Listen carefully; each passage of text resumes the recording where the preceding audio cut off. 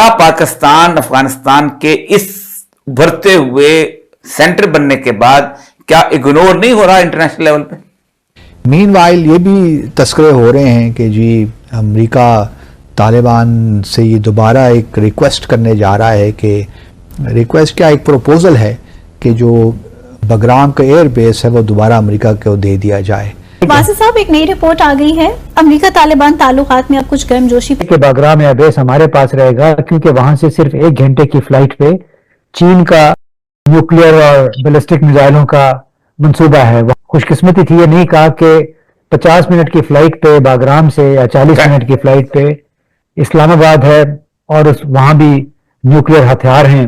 ہم نے پوری دنیا کا ٹھیکہ لیا ہوا ہے, اپنا سنبھالا نہیں جاتا. یعنی ایک باپ اپنا خاندان نہ پال سکے تو پھپھی کے تائے کے چاچے کے ماسی کے بہنوئی کے کڑم کے جوائی کی اولاد کا وہ خیال کر رہا ہو, وہ بھی برادر اپنے برادر بھوکے مر رہے ہوں.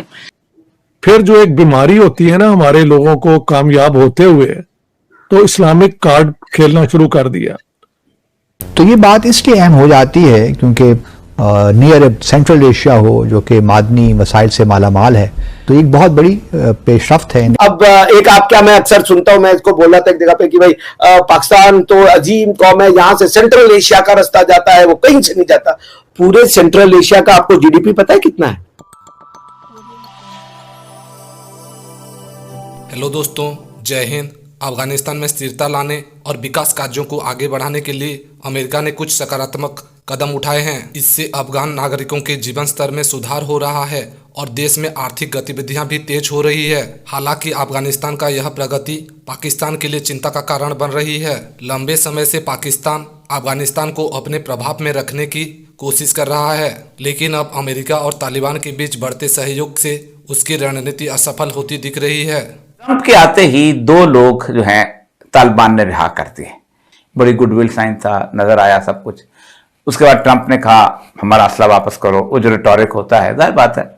پھر اس کے بعد پاکستان نے ایک شخص ہے شریف اللہ کو ان کے حوالے کیا, اس پہ شکریہ ادا کیا گیا. پاکستان کے اندر بہت سارے لوگوں کا جسے کہتے ہیں حال بے حال تھا کہ کمال ہو گیا, اب تو ہمارا استقبال ہوگا. اتنے میں زلمے خلیلزاد وہاں پہنچ گئے اور زلمے خلیلزاد کے سامنے اس کو جارج گلیزمن کو حوالے کر دیا گیا. اور ساتھ ہی سب سے اہم جو ڈیولپمنٹ ہوئی وہ یہ ہوئی کہ سراج الدین حقانی کا نام وانٹڈ کی لسٹ سے خارج ہو گیا. امریکہ افغانستان کے ساتھ میز پہ بیٹھنا جو ہے اس کی کیا بنیادی وجہ ہو سکتی ہے, کیونکہ اتنے عرصے کے اندر صرف ہاسٹیلٹی بنائی جا رہی تھی. جی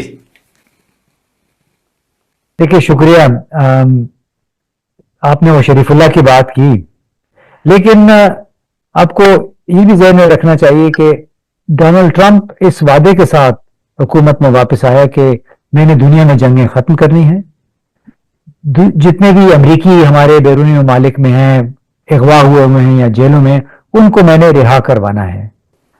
اسی کے تحت زلمے خلیلزاد کو کابل بھیجا. یہ پہلا باضابطہ رابطہ تھا کابل اور واشنگٹن کے درمیان, اور میز کے آر پار بیٹھے, اور میں ادھر ہی تھا. ہمیں تو نہیں پتا چل سکا, اتنے خفیہ انداز میں یہ کام ہوا.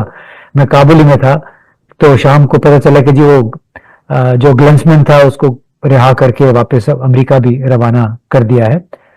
تو اب اگر آپ بڑی تصویر دیکھیں تو وہ بنیادی طور پہ وہی ہے جو کہ چین ایک طرف اور بھارت اور امریکہ دوسری طرف. افغانستان امریکہ کے تعلقات کو بھی آپ اسی کانٹیکسٹ میں دیکھیں. اگر یہ اب بحال ہوتے ہیں اور کوئی ڈپٹی ہیڈ آف مشن کو امریکہ بھیج دیتا ہے تو اس کا بنیادی مقصد ہوگا کہ چین کو کنٹرول رکھنے کے لیے, نظر رکھنے کے لیے ہمیں باگرام ایئر بیس کی موجودگی ہماری ضروری ہے. آپ کو یاد ہوگا کہ 4 ہفتے پہلے تقریباً ڈونلڈ ٹرمپ نے اپنی پریس کانفرنس میں واضح طور پہ کہا کہ جی ہم تو جو دوحہ کا امن معاہدہ ہم کر رہے تھے اس میں ہم یہ چاہ رہے تھے کہ باگرام ایئر بیس ہمارے پاس رہے گا کیونکہ وہاں سے صرف 1 گھنٹے کی فلائٹ پہ چین کا نیوکلیئر اور بیلسٹک میزائلوں کا منصوبہ ہے. خوش قسمتی تھی یہ نہیں کہا کہ 50 منٹ کی فلائٹ پہ باگرام سے یا 40 منٹ کی فلائٹ پہ اسلام آباد ہے اور وہاں بھی نیوکلیئر ہتھیار ہیں اور وہ بھی ہمارے لیے خطرہ ہے.